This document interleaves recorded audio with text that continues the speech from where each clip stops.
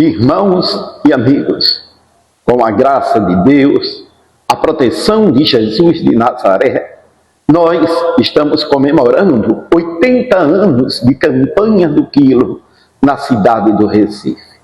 80 anos, desde 1946, quando no dia 3 de março, no primeiro domingo do mês de março, 13 legionários, 13 pessoas, dos quais 7 mulheres e 6 homens, saindo da Escola Espírita Maria de Nazaré em direção ao orfanato Ceci Costa naquela época, realizaram essa primeira tarefa no meio espírita, na família espírita.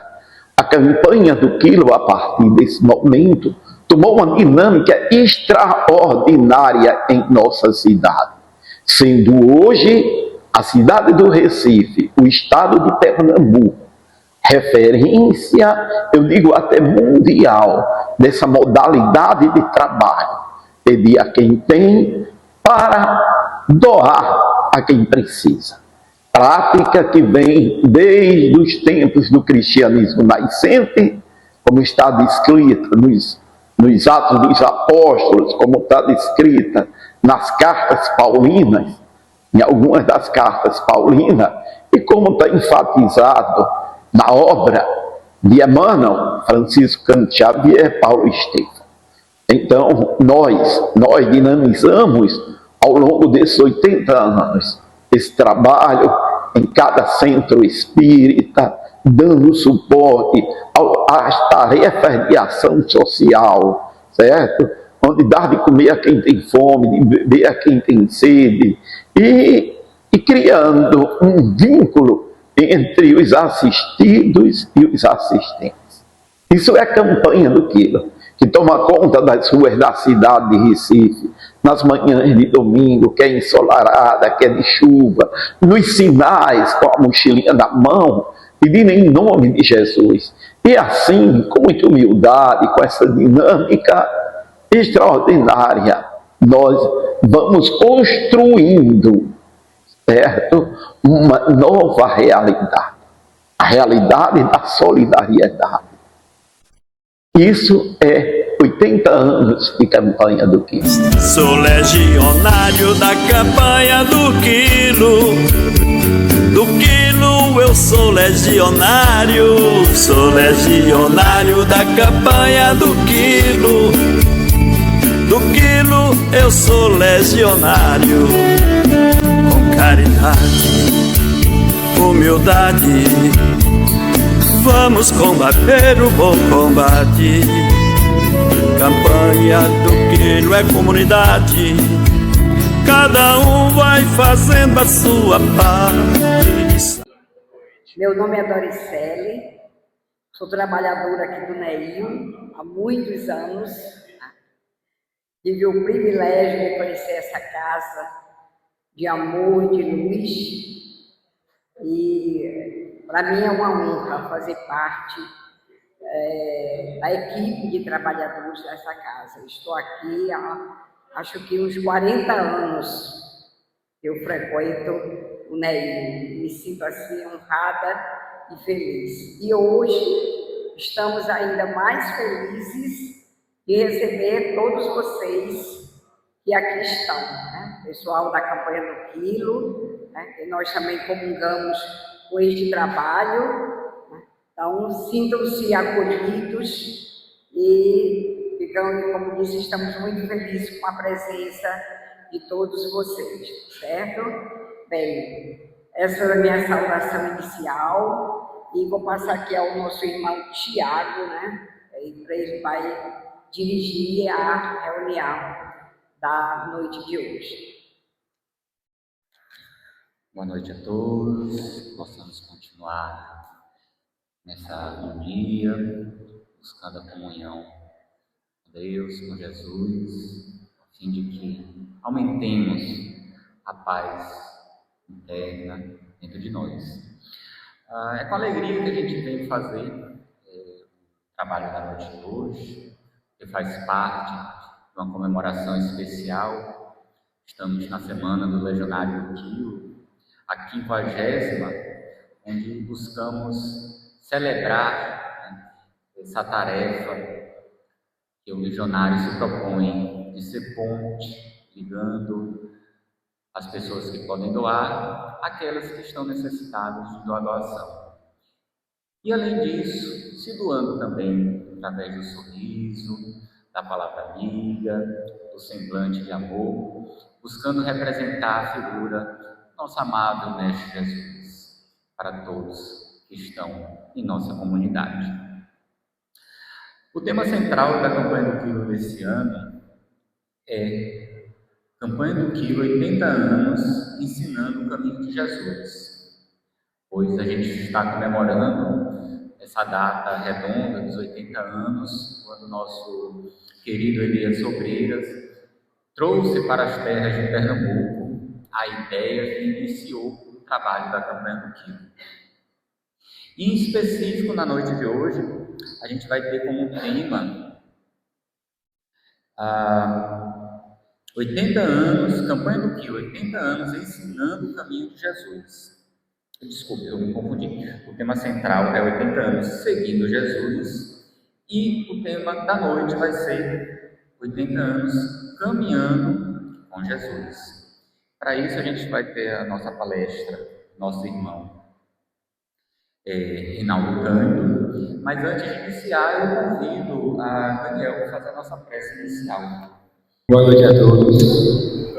Que a paz do Mestre Jesus nos envolva nessa noite, nos dê a liberdade de podermos, em seu nome, trabalharmos a sua seara do bem e levar até aos nossos irmãos as suas preces, as suas dedicações ao Mestre Jesus.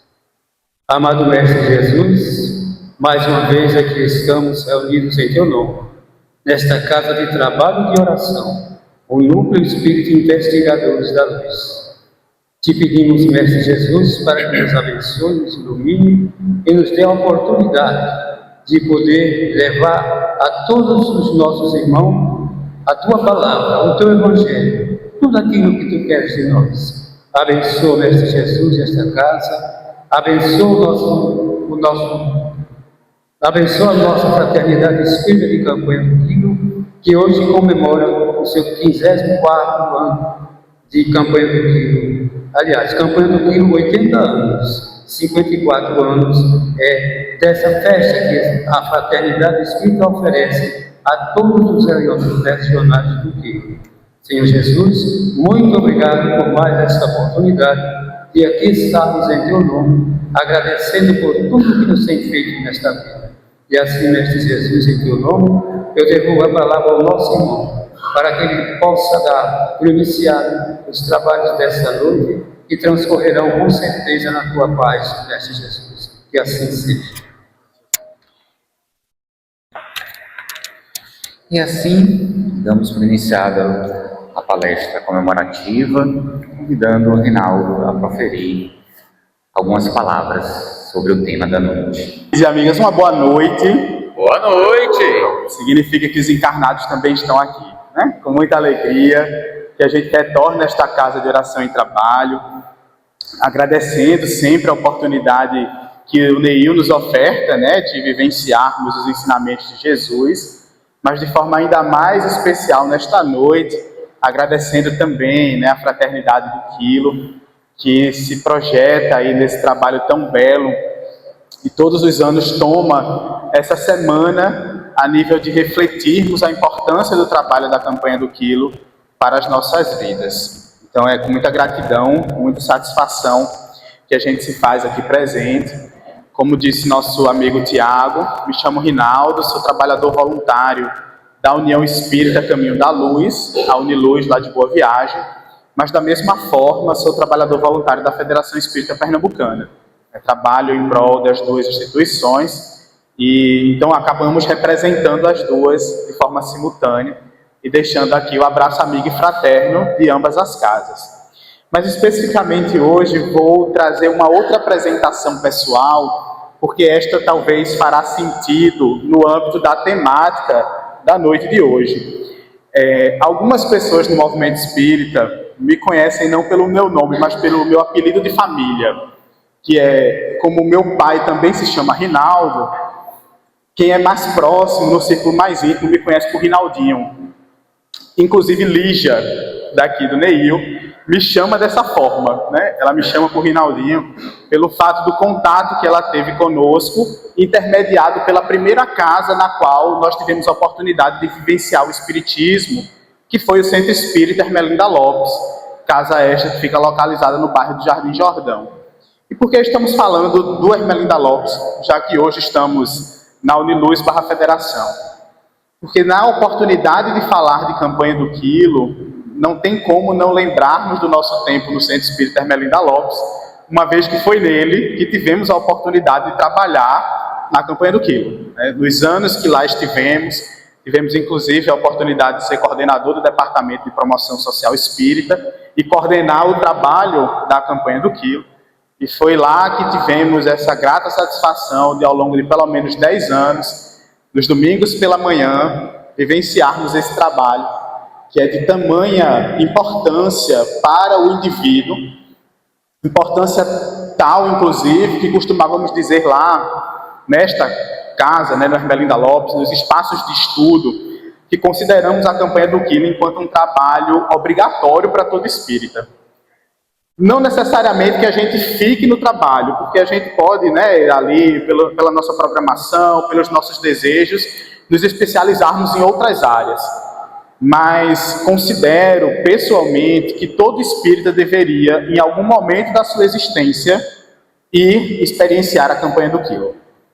E nós, inclusive, veremos o porquê nas falas que traremos em posteridade, Então, estamos aí nesta comemoração de 80 anos de campanha do quilo no nosso estado de Pernambuco, mas considerando óbvio que este trabalho ele é antecessor a esta data, porque o próprio Elias Sobreira nos narra a história da campanha do quilo, no livro Bom Combate, que está aqui na tribuna, nos contando da sua experiência lá no Rio de Janeiro, quando ele tem contato com o Abrigo Nazareno, e lá, através do Centro Espírita João Batista, que em algum momento se projeta a uma atividade de busca de donativos para trazer proventos para esse abrigo.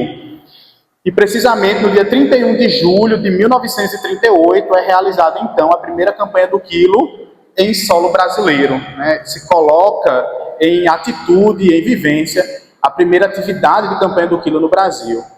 Mas ainda não é esta a primeira data que se destaca, inclusive, na própria história do Elias Sobreira, porque ele mesmo há de nos narrar que quando, da sua vontade de auxiliar aqueles que estavam desprovidos de recursos financeiros, ele começa uma campanha de lavra pessoal entre os seus colegas de farda, porque Elias Sobreira, na sua experiência profissional, foi militar, da aeronáutica. Então ele vai, entre os seus colegas, fazer uma campanha de busca de donativos financeiros, para, provendo e ampliando os seus recursos, ele poder, de alguma forma mais intensa, servir àqueles que careciam de recursos. Então ele destaca para a gente no livro que este início desse movimento se dá ainda no ano de 1929.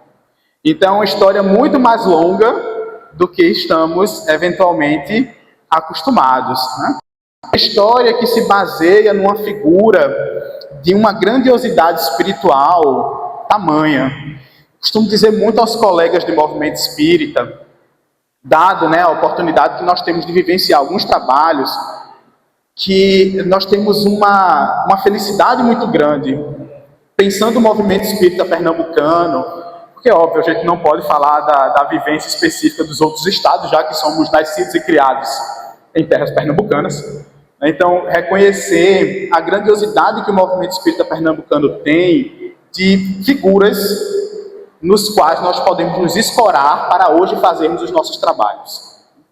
Então, se hoje a gente pode sonhar em ser grande, é porque a gente se escora em ombros de gigantes. Sempre falo nesta casa da sua fundadora, que foi uma gigante do movimento espírita do nosso estado, Dona Niná, A gente vai ter figuras destacáveis na Federação Espírita Pernambucana, se a gente pega o Lírio Ferreiro, Djalma Farias, a própria Beatriz no trabalho da evangelização. E não tem como nós olharmos para o movimento espírita de Pernambuco e não reconhecermos o papel de Elias Sobreira nesse movimento. Na estruturação do mesmo, na consolidação dos trabalhos de caridade e também, inclusive, na estruturação de casas espíritas que até hoje estão aí servindo ao movimento. Né? A Casa dos Humildes, o Irmã Gertrudes e ainda outras casas que contaram com seu apoio na fundação e consolidação de trabalho.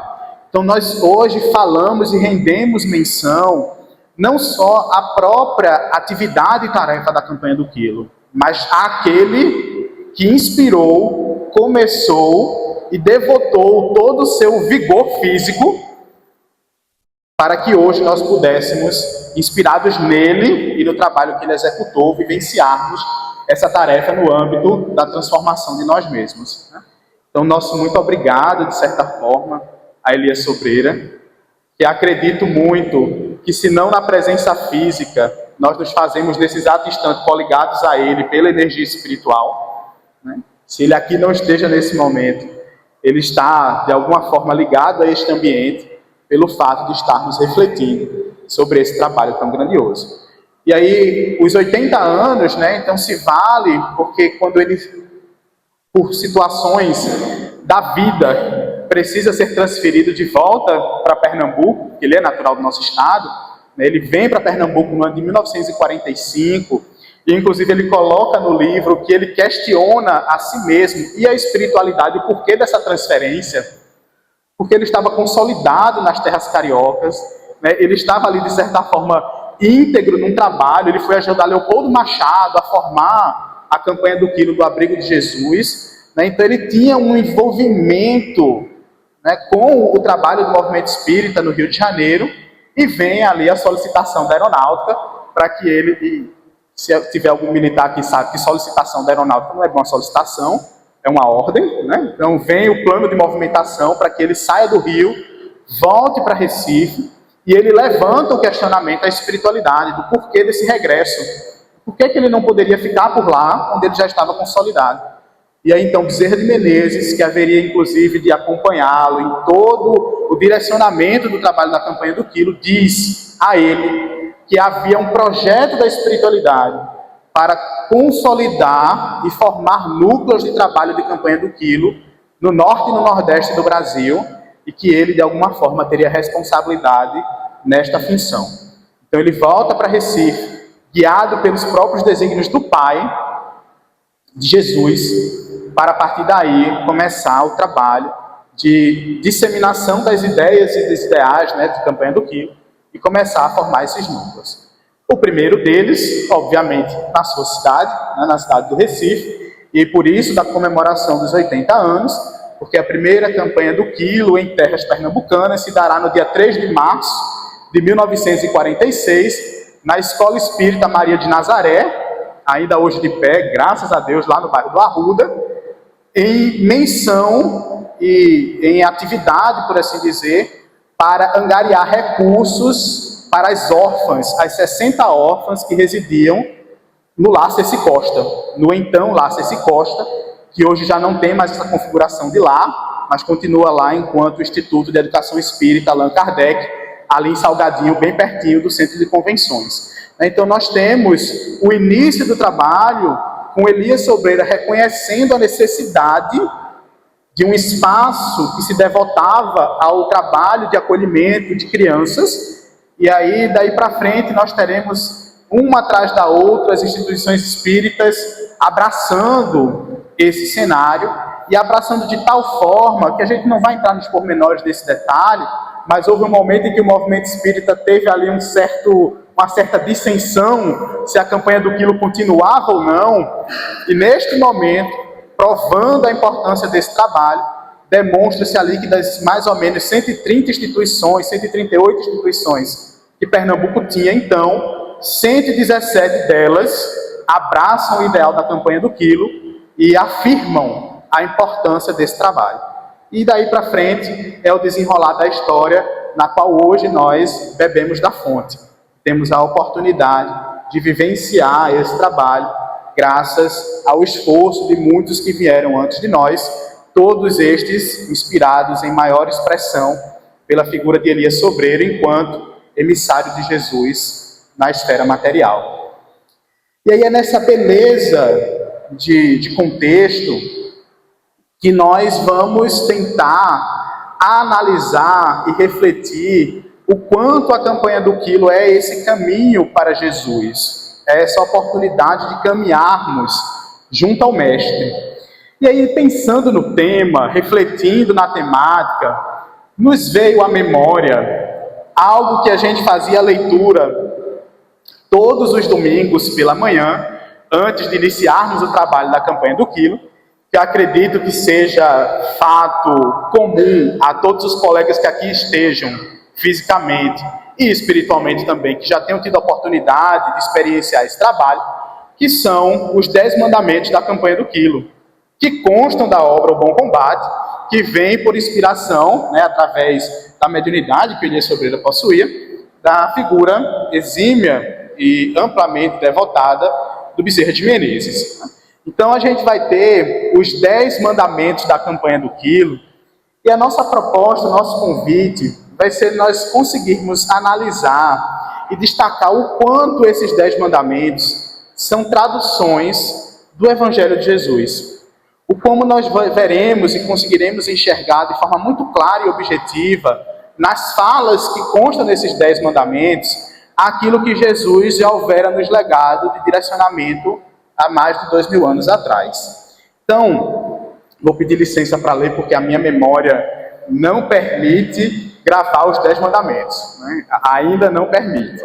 Mas aí a gente começa, certamente algo que vai ser muito comum aos nossos ouvidos, Elias Sobreira trazendo para a gente que o primeiro mandamento da campanha do quilo é perdoar a todo momento qualquer ofensa. Perdoar a todo momento qualquer ofensa. Primeiro mandamento da campanha do quilo. Isso tem a ver com o Evangelho? Claro que tem. Totalmente. A gente trouxe aqui apenas 2 versículos, porque a gente poderia trazer tantos outros, mas a gente traz apenas 2 para a gente ver a associação de referência. O primeiro deles que a gente aponta, Mateus 6:12, é o meio do Sermão da Montanha, que é um momento onde Jesus nos ensina a orar o Pai Nosso. Às vezes a gente olha para o Sermão da Montanha e traduz ele apenas como sendo as bem-aventuranças, mas na verdade tem muito mais ensinamentos na grandiosidade espiritual que é este sermão, que inclusive a gente vai ter 3 capítulos do Evangelho de Mateus narrando para a gente essa fala de Jesus. Começa em Mateus 5 e vai até Mateus 7. E em Mateus 6:12, Jesus está ali declamando a forma como a gente deveria orar, trazendo a sugestão da oração do Pai Nosso, e precisamente nesse versículo é o momento onde Jesus está dizendo que nós devemos perdoar, a gente pede ao Pai que Ele perdoe as nossas ofensas, da mesma forma como nós devemos perdoar aqueles que nos ofendem. Então, perdoar a todo momento qualquer ofensa. E a gente ainda destaca outro texto do Evangelho de Mateus, que é o capítulo 18, versículos de 21 a 22, que é o momento onde Pedro pergunta a Jesus algo muito interessante, e que desta pergunta vem uma resposta mais interessante ainda. É aquele espaço ali onde Pedro olha para Jesus e pergunta: Mestre, até quantas vezes deverei perdoar o meu irmão? Até 7 vezes? E aí Jesus responde: não te digo até 7 vezes, mas 70 vezes, 7 vezes, cada ofensa do teu irmão. Então Jesus demonstra nessas 2 falas, o momento do Pai Nosso e o momento do perdão, o 70 vezes 7, o quão necessário é vivenciarmos o ato de perdoar. E aí existe uma questão que é bem necessária e significativa quando a gente reflete a perspectiva do perdão, porque para que a gente perdoe perdão está associado a uma ofensa. Para perdoar, há a necessidade de uma ofensa. E para existir uma ofensa, existe algo que é sine qua non, que é obrigatório. Nós precisamos ter alguém que pretende ofender e, do outro lado, alguém que se sente ofendido. Porque se de um lado eu tenho alguém que pretende ofender, mas do outro lado eu tenho alguém que não se permite, a gente não tem ofensa. E aí, curiosamente, o perdão não se faz necessário.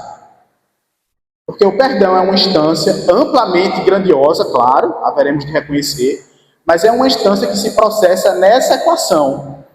A equação de que existe duas figuras que estão ligadas por um processo ofensivo.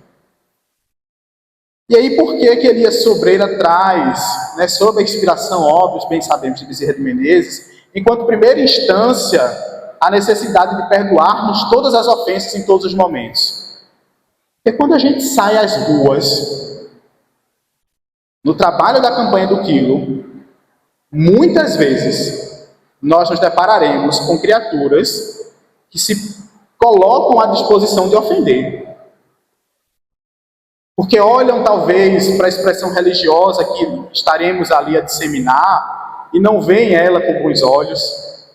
Ou simplesmente porque talvez não estivessem num bom dia. Que ora, haveremos de reconhecer. A gente bate na porta no domingo de manhã. Né? Então, às vezes, o domingo de manhã não é um momento onde a pessoa acorde num cenário mais feliz da vida. Acontece, mediante as necessidades e os apontamentos individuais. Então a gente faz aquela rogativa, a gente faz aquela oitiva inicial, de bater, chamando a atenção daqueles que estão residentes naquele espaço, e aí por vezes a figura que irá se deparar conosco, que sairá daquele recinto, ela não virá feliz. E aí ela pode, de alguma forma, estender ou desaguar em nós uma tentativa de ofensa. E enquanto trabalhadores da campanha do Quilo, focando esse trabalho, mas obviamente estendendo isso para a vida de uma forma geral, enquanto seres humanos, nós devemos ser aqueles que, e aí esse é um esforço ainda maior quando a gente pensa o Espiritismo, os ensinamentos que o Espiritismo nos traz, devemos ser aqueles que compreendem ao nosso semelhante e, portanto, que se esforça por não se ofender por aquilo que esse outro faça. Há uma história, inclusive, que é amplamente reiterada no sentido do movimento de campanha do Quilo, que muda muitas vezes o personagem, e aqui a gente não vai entrar nesse pormenor, peguemos só a essência da história, da criatura que estava no trabalho de campanha do Quilo, estende a mão em busca do donativo e recebe uma cusparada. A atitude de muitos de nós, nesse momento, talvez fosse deixar que a raiva tomasse conta. E talvez até tentar degladiar com aquela pessoa pelo ato que ela cometeu. Mas o que é que essa criatura faz? Compenetrado do seu propósito, imerso no sentimento de perdão que deve apregoar o nosso trabalho, ele recolhe a mão cuspida, coloca no bolso e diz: este eu entendo que você deu para mim. Estende a outra e pergunta: e para o irmão que tem necessidade, o que é que você tem à disposição? Ele muda a perspectiva da situação. Ele vivencia efetivamente ali naquele momento uma expressão, por que não dizer, de perdoar. Porque ele não se deixa macular por aquele ato. Ele não se deixa envolver por aquela atitude que, mais uma vez, não nos cabe tentar traduzir o porquê daquela atitude, porque cada indivíduo dá aquilo que tem. E nós precisamos ter essa visão, de olhar para o nosso semelhante e entender que ele dá aquilo que tem. Então, temos aí o primeiro convite: perdoar a todo momento qualquer ofensa. Segundo, tolerar, cheio de boa vontade, qualquer fraqueza do próximo. Tolerar qualquer fraqueza do próximo. Vejamos que proposta profunda. Olhar para o nosso semelhante e entender aquilo que ele executa enquanto instrumento, enquanto vivência de alguma fraqueza que ele ainda possua. Há uma fala, inclusive, que a gente tem um carinho gigantesco por ela, porque é daquelas falas que consolam o nosso coração no sentido da pequenez do espírito que ainda somos, né? Que é uma fala que consta da obra Boa Nova, de autoria do espírito Humberto de Campos, psicografia de Chico Xavier, precisamente o capítulo 26 dessa obra, que é intitulado de A Negação de Pedro. É um capítulo onde Humberto de Campos narra para a gente, de forma muito descritiva, as situações que aconteceram no pré, durante e pós a negativa que Pedro, as 3 negativas que Pedro sinaliza, né, em relação a conhecer Jesus. E aí Humberto narra para a gente, dentre, né, todas essas descrições, especificamente a situação do diálogo em que Jesus diz a Pedro que ele haveria de negá-lo. Esse diálogo, se a gente vai lá para o Evangelho, ele está no capítulo 13 do Evangelho de João, é o finalzinho da última ceia. E aí Jesus olha, né, e diz: Pedro, antes que o galo cante, tu haverás de ter me negado 3 vezes. Todo mundo conhece essa passagem. E aí Pedro olha para Jesus e diz a ele que não. Não, mestre, impossível. Eu vou te acompanhar até o fim. Eu irei te acompanhar até o fim. Pedro, ele tinha essa condição, né, muitas vezes ali da resposta imediata, e uma resposta que quase sempre ele não pensava. Depois ele vai amadurecendo um pouco mais e vai apaziguando, né, essa instância reativa dele. E aí a gente vai ter uma fala que essa realmente não está no Evangelho. Nós só a veremos na obra Boa Nova. Que Humberto de Campos nos descreve que depois que Jesus sinaliza a Pedro que ele haveria de negá-lo, e Pedro o retruca, dizendo que seria impossível, Jesus olha para ele e diz: Pedro, tu has de reconhecer que o homem do mundo é mais frágil do que perverso. Tu has de reconhecer que o homem do mundo é mais frágil do que perverso. Então nós temos muito mais fragilidades do que perversidade. E esse deve ser o olhar que precisamos estender ao nosso próximo, porque só iremos tolerar aquilo que o outro faça se nós o compreendemos nas fragilidades que ele possui. E enquanto nós estivermos olhando para o nosso semelhante, querendo cobrar dele uma perfeição que ele não pode nos dar, nós iremos, de alguma forma, nos afastar da possibilidade da tolerância. E aí por isso que Elias nos traz essa ideia, que nós precisamos tolerar sempre.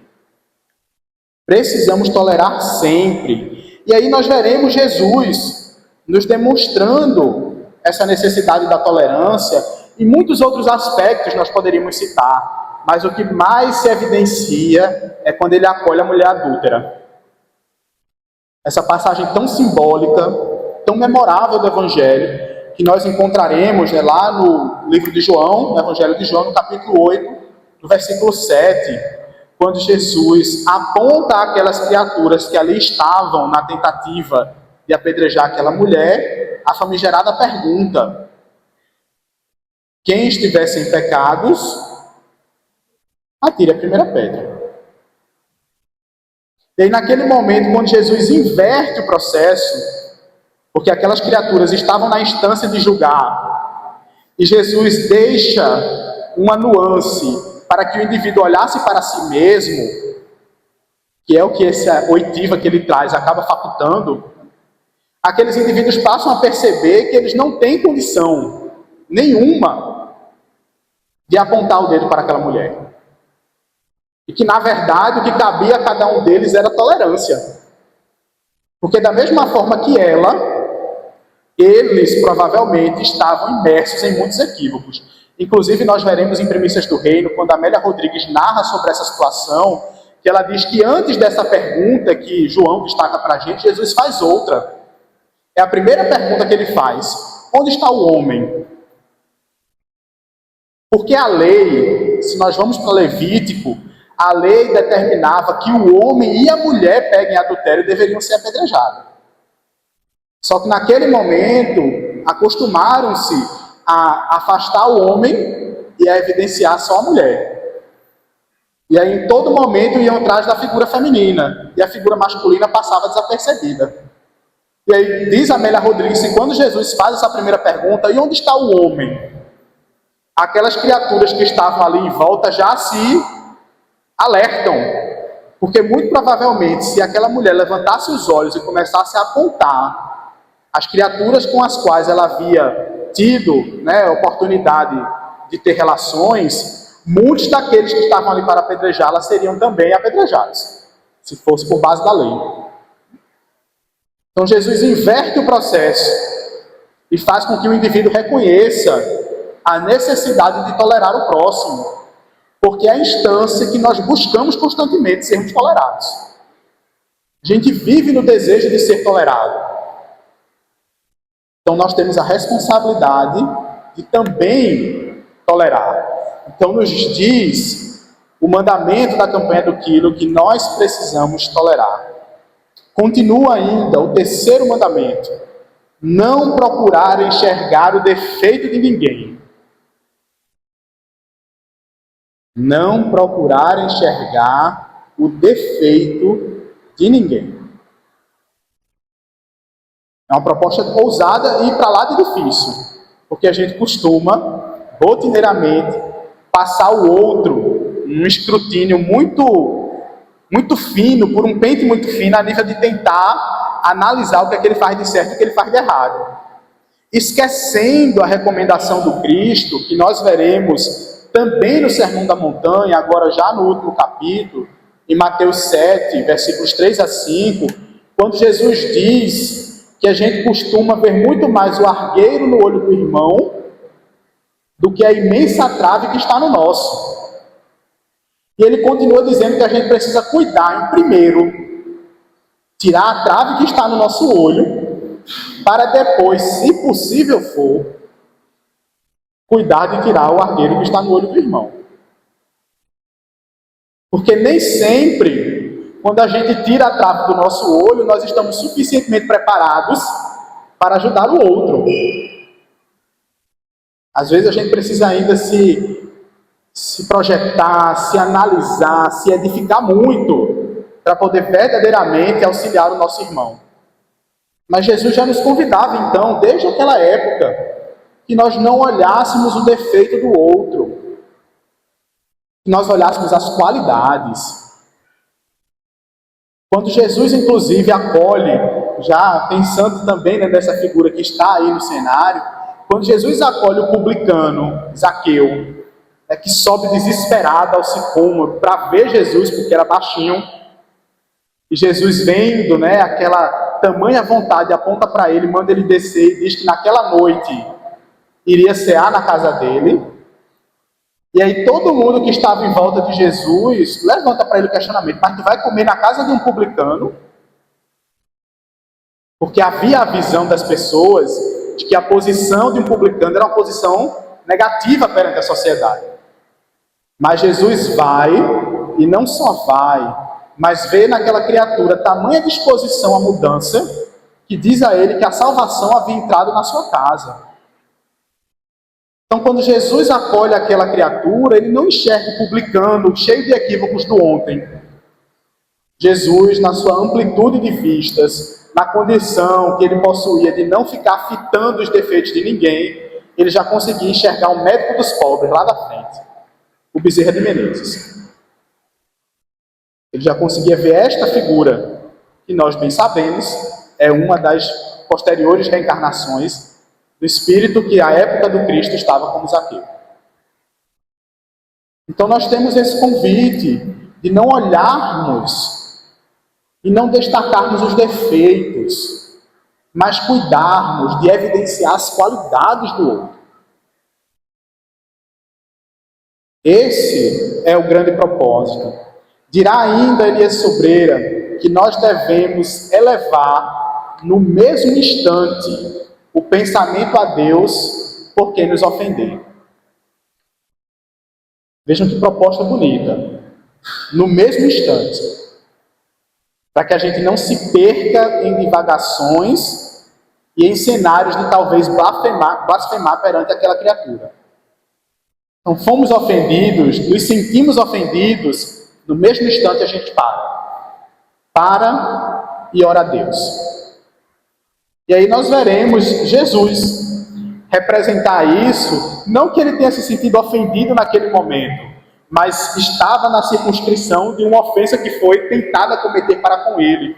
Que quando, no seu derradeiro instante, que Lucas vai narrar para a gente no capítulo 23 do seu Evangelho, no versículo 34, Jesus cuida de rogar a Deus por cada uma daquelas criaturas que estavam frente ao seu martírio, dizendo ao Pai, solicitando ao Pai, para que Ele nos perdoasse, porque nós não sabíamos o que estávamos fazendo.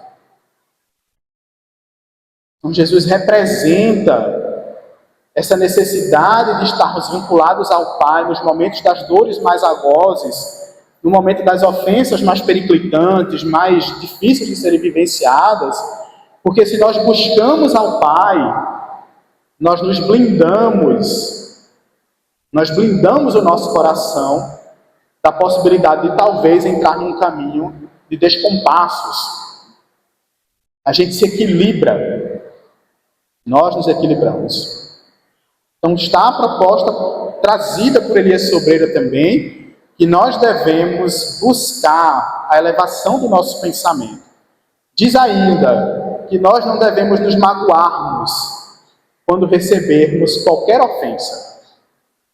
Mágoa é um sentimento que é muito perigoso na vida, porque a mágoa faz com que uma situação pontual ela se desdobre em muitas outras. Porque quem tem mágoa é a criatura que guarda, que acumula as experiências rancorosas que haverão de ter vivenciado. Então a gente fica renitente naquela situação. Quando na verdade o convite, espelhados inclusive no item anterior, de elevar o pensamento a Deus, é que quando da situação negativa, a gente cria ali um cenário de quebra mesmo, para que aquela situação não continue conosco, não siga conosco. E aí tem um momento do Evangelho, que é um momento muito peculiar, interessantíssimo. É um dos versículos bíblicos que a gente tem mais carinho, pela grandiosidade da mensagem que Jesus traz em poucas palavras, que é o versículo 50, do capítulo 26 de Mateus. Que é o momento em que Judas chega com os centuriões para entregar Jesus. E Jesus recebe Judas com uma pergunta fantástica. Jesus sabia que Judas entregaria. Judas sabia que Jesus sabia que ele entregaria, porque Jesus já houvera sinalizado isso na última ceia. Então, o que é que talvez Judas estava esperando no caminho? Encontrar um Jesus para lá de furioso. E aí Jesus recebe ele com a simples pergunta: amigo, a que vieste? Jesus acolhe Judas com amor, o chamando de amigo. Amigo, a que vieste? E naquele momento, se eventualmente Jesus fosse um espírito que ainda tivesse condição de se magoar, porque ele já não era mais, mas se Jesus tivesse essa condição de se magoar, ele tinha quebrado toda e qualquer estrutura de mágoa. Porque ao seu algoz, ele tratou de amigo. Aquele que veio entregá-lo, ele acolhe como amigo. Então quebra qualquer energia rancorosa que pudesse permanecer naquela vivência. Então que nós passemos a estruturar este pensamento nas nossas vidas. Que os mandamentos da campanha do Quilo nos ensina, que a gente não prolongue, que a gente não se magoe, que a gente não permaneça envoltos nesses sentimentos negativos, porque eles não nos levarão a lugar nenhum. Inclusive, na maior parte das vezes, adoece a nós e o outro não está adoecido, porque ele vai embora. O sentimento fica ali, nos derrubando, nos deteriorando, e o outro muitas vezes nem lembra daquela situação. Então que a gente tenha essa vivência, esse esforço, melhor dizendo, por essa vivência, de não mais nos magoarmos no nosso caminho. Dirá ainda Elias Sobreira que nós não devemos comentar o mal feito de quem quer que seja. E aí nós veremos Jesus, lá no capítulo 7, também Sermão da Montanha, do Evangelho de Mateus, no versículo 1, dizendo que nós não podemos julgar se nós não quisermos sermos julgados. Então, se a gente espera que o universo olhe para a gente com compaixão, nós precisamos, em primeira instância, agir com compaixão. E esse não é um sistema, para que fique bem claro nas nossas mentes, a nível de tribunal externo, porque não é essa a vigência da vida. O fato da gente não ser compassivo para com o próximo não significa dizer que nós sentaremos numa cadeira de um tribunal e haverá juízes ali na nossa frente que dirão que nós não somos merecedores de compaixão. Não é essa a instância. Mas é pelo fato de que nós não exercitamos para com o outro, no momento que a nossa consciência expandida precisar fazer a averiguação de nós mesmos, como a gente não soube exercitar esse sentimento para com o próximo, vai ser muito difícil a gente exercitar esse sentimento para conosco mesmos. Porque a gente não tem parâmetro. Nos faltará experiência suficiente para vivenciarmos a compaixão. Então o convite de não julgarmos para não sermos julgados, não é porque Deus ou Jesus ou qualquer instância exterior está fitando os nossos fatos, as nossas vivências cotidianas, para nos chamar a atenção em algum momento. Mas é a perspectiva de que a nossa própria consciência, que acompanha todos esses momentos, quando expandida, ela haverá de nos cobrar por aquilo que nós não explicitamos, exteriorizamos para o nosso semelhante. É por isso que muitas vezes a gente ouvirá nas reuniões mediúnicas colegas que estão há séculos em sofrimento no mundo espiritual e chegam num grito de dor tamanho dizendo que não se acham merecedores do amor de Deus. E não se consideram dignos de serem amados pelo Criador. Por que isso? Porque não se esforçaram por amar o próximo. Então, na análise íntima que a consciência lhe faz averiguar, vem esse choque de realidade. Como haverei de me considerar na condição de ser amado se eu, em instância nenhuma, me esforcei por amar ao outro? E aí, óbvio, a gente faz todo aquele cuidado de acolher aquela criatura e dizer que sim, ele é merecedor, porque Deus, na verdade, ama as suas criaturas, e até mesmo se pensarmos de forma muito cuidadosa, numa intensidade ainda mais intensa, quanto menos merecedor essa criatura pareça ser. Porque dirá Jesus, quando conta a parábola da ovelha perdida, da dracma perdida e do filho pródigo, são 3 parábolas, uma atrás da outra, no capítulo 15 do Evangelho de Lucas, que o reino dos céus se alegra muito mais pelo pecador que se arrepende do que pelas 99 criaturas que não precisam se arrepender. Então Deus nos ama, independente das nossas condições. Nós é que muitas vezes não conseguiremos devotar esse amor por essa dissensão íntima que haveremos de considerar. Então que nos esforcemos por amar ao próximo, para que a gente tenha parâmetro, para que a gente tenha pontos de comparação a nível de também amar e acolhermos a nós mesmos. Então está aí o convite que nós não podemos comentar o mal feito de ninguém. Dirá ainda que nós precisamos do 7º mandamento da campanha do Cristo, que nós precisamos falar sempre no bem, no Evangelho e na moral do Cristo. Falar sempre no bem. Porque nós devemos ser aqueles que se esforçam realmente por disseminar essa proposta maravilhosa que é o Evangelho de Jesus. Estávamos lendo um livro recentemente sobre espiritualidade dos animais, que é um assunto que a gente gosta muito. E aí um dos autores do livro coloca assim, uma observação muito interessante. Ele diz: se aqueles que consideram a necessidade de amar não amam, quem haverá de amar? Se nós, que entendemos a necessidade da prática do bem, da divulgação do bem, de espalhar esse amor, não fizermos isso, quem haverá de fazer? Então precisamos ser aqueles que falamos do bem a toda hora. E até mesmo, quando nos for possível, cerceando alguns espaços que talvez estejam em diálogos não tão interessantes e preenchendo aquele ambiente de reflexões favoráveis. É o que Jesus convida Pedro e sua família a fazer na narrativa de Neio Lúcio, quando ele conta o primeiro evangelho no lar feito no mundo. Capítulo 1 do livro Jesus no Lar. Ele diz que Jesus estava sentado ao lado de Pedro, observando a conversação desproveitosa que se desenrolava no ambiente familiar daquela casa, a casa da família de Pedro. E aí Jesus chama Pedro para perto, a nível de uma atenção mais direta, e começa a orientá-lo no sentido, das reflexões que ele precisava fazer sobre a importância da boa conversação.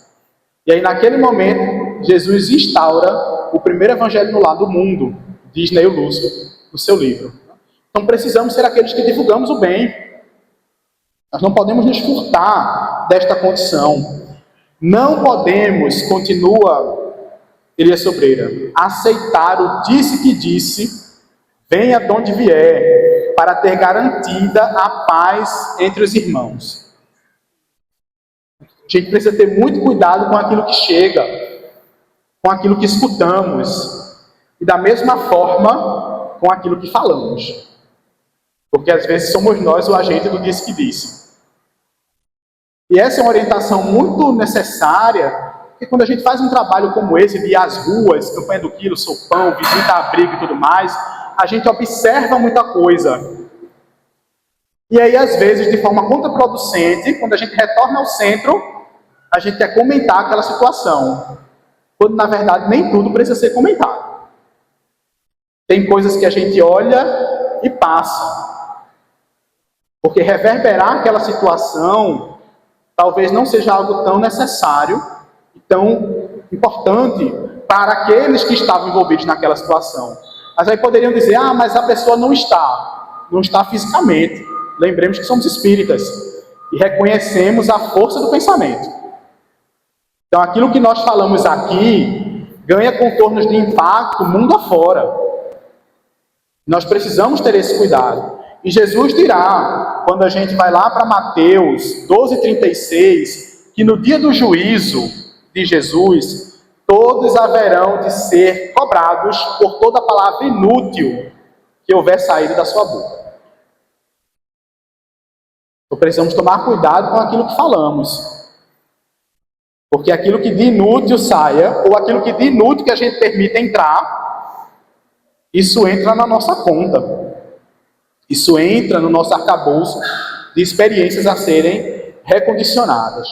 Continua, para a gente finalizar, dizendo para a gente que nós precisamos ter o 9º mandamento, ter muita paciência em qualquer experimentação. E Jesus coloca lá em Lucas 21:19, que pela paciência nós haveremos de possuir a nossa alma.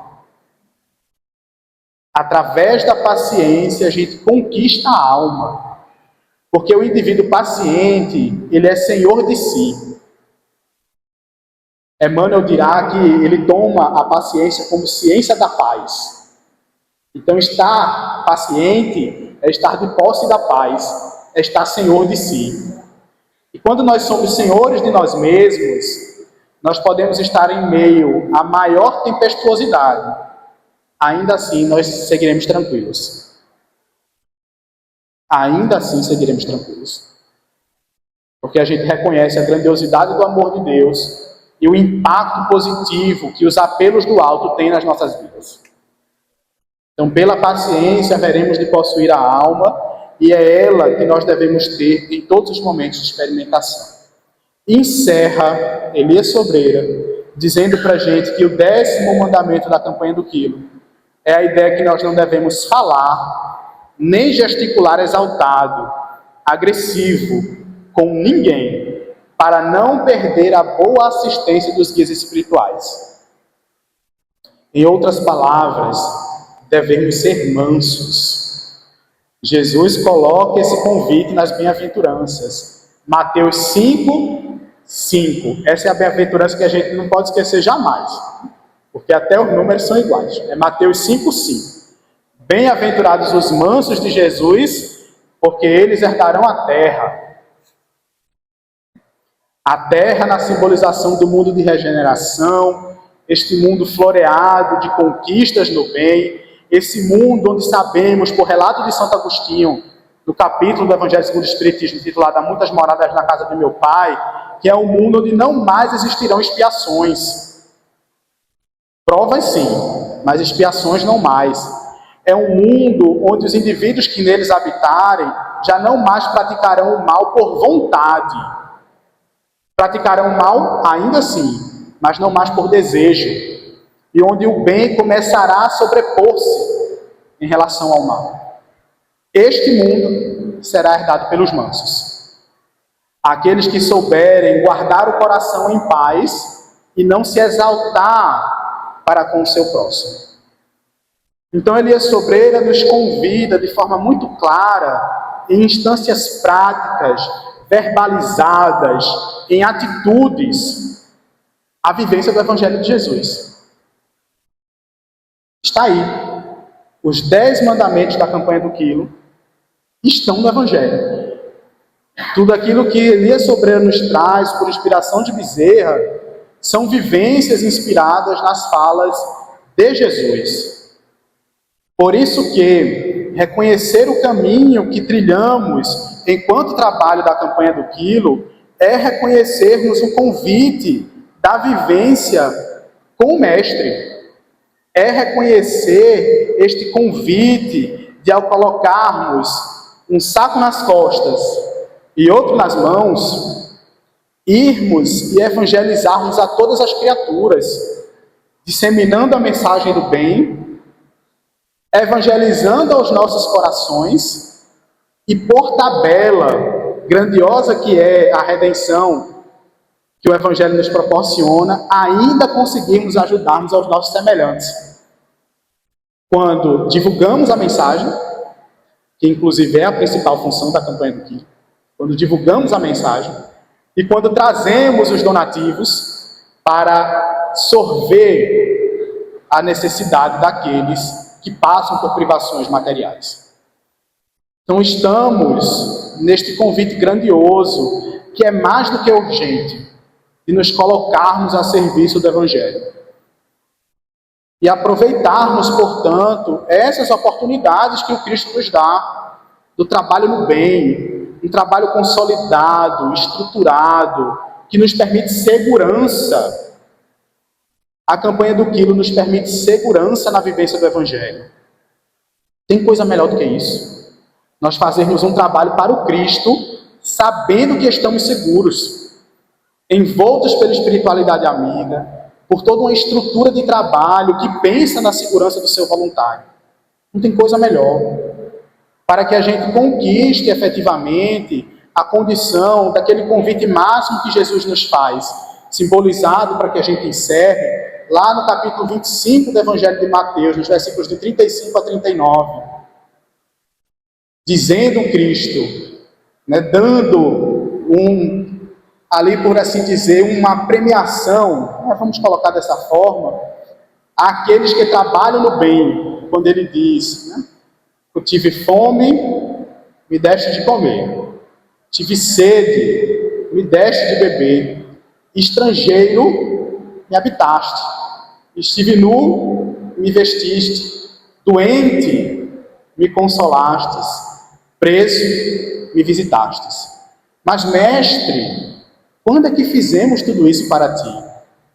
Quando fazes a cada um desses pequeninos, é a mim mesmo que estás fazendo. A campanha do quilo nos permite servirmos e estarmos com Jesus.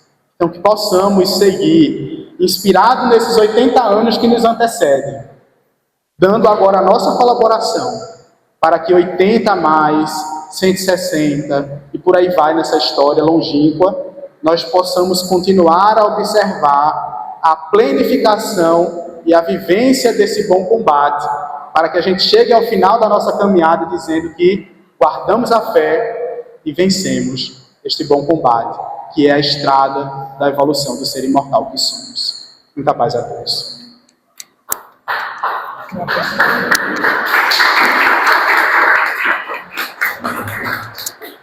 Muito obrigado, Rinaldo, pelas reflexões da noite de hoje, que nos sirva de inspiração e como um convite ao trabalho da campanha do Quilo. Inclusive, gostaríamos de lembrar que o Neil abriga aqui um trabalho de campanha do Quilo, que é realizado sempre aos segundos e quartos domingos, às 8 horas da manhã. Então, quem desejar conhecer, não sei se tem alguém aqui que nunca fez campanha do Quilo. Alguém que nunca fez, levante a mão. Não? Todo mundo já fez pelo menos alguma vez. Mas quem não estiver fazendo por algum motivo, mas gostaria de voltar, esse é o nosso convite. Lembrando sempre, né, da campanha do Quilo como esse instrumento de reforma íntima. Gostaria de, só para finalizar, resumir o que é a campanha do Quilo através do depoimento que foi colhido com um legionário. Não foi anotado na época o nome, mas foi de profunda síntese que ele fez, dizendo que a campanha do Quilo é a campanha de amor e doação, que une mãos e corações, mãos que pedem e mãos que doam, com alegria e compreensão pela dor dos irmãos que dela tanto necessitam. Nesse exercício de amor, ganhamos mais que os que dela se beneficiam. Ganhamos amigos, humildade e paciência, luzes a iluminar os nossos domingos, esperados e desejados pela paz e felicidade, recompensas recebidas depois do dever cumprido. Que ficamos com a paz do Mestre Jesus a nos coroar nossos corações na noite de hoje. Que assim seja. Queridos irmãos, nós vamos lá a nossa prece final, mas depois vocês permaneçam aqui no cenáculo, porque vai ter um sorteio aqui de uns livros, tá certo? Então, oremos. Vamos agradecer a Jesus, o amigo incondicional de todas as horas, o caminho, a verdade e a vida para Deus, por esses momentos de tanta luz para todos nós. Jesus querido, te agradecemos, Senhor, por tudo que recebemos nesta noite. Faz-nos, Mestre, humildes instrumentos do teu amor e da tua vontade. Que possamos, Jesus querido, depois de tão bela explanação, colocar nos nossos corações o amor, a paciência, a tolerância, a compreensão para com aqueles que cruzam o nosso caminho. E sabemos, Jesus, já aprendemos, que são os nossos irmãos na mesma caminhada que nós. Abençoa-nos, Mestre querido. Derrama sobre todos nós o teu amor e a tua misericórdia, através dos médios aqui presentes. Abençoa também, Jesus, a toda essa humanidade que passa por tantas dificuldades, por tantos problemas. E, enfim, Jesus, abençoa também o nosso planeta, em momentos tão conturbados, que tu possa, Mestre querido, de alguma forma, bater no coração de todos os dirigentes dos países mundo afora. E assim, Mestre Jesus, na certeza da tua presença conosco, Agradecido à espiritualidade amiga da nossa casa, agradecido ao nosso mentor Samuel, que damos por encerrado o nosso trabalho, dizendo do fundo dos nossos corações e das nossas mentes: fica conosco, Jesus querido, hoje, agora e sempre. Que Deus nos abençoe. Muita paz. Meus queridos irmãos, nós queremos lembrar vocês que amanhã damos continuidade à nossa tarefa de homenagem ao Legionário da Campanha do Quilo. Às 19h30 estaremos na Igreja Espírita Joana d'Arc, que fica na Rua Severino Pessoa, na Madalena, por trás do Mercado da Madalena, certo? A palestrante é a nossa querida confreira Adriana Franklin, e o tema será Campanha do Quilo, 80 anos de assistência social ou assistencialismo. Então, quem colocou o tema, colocou para que ela trabalhe nesse esclarecimento.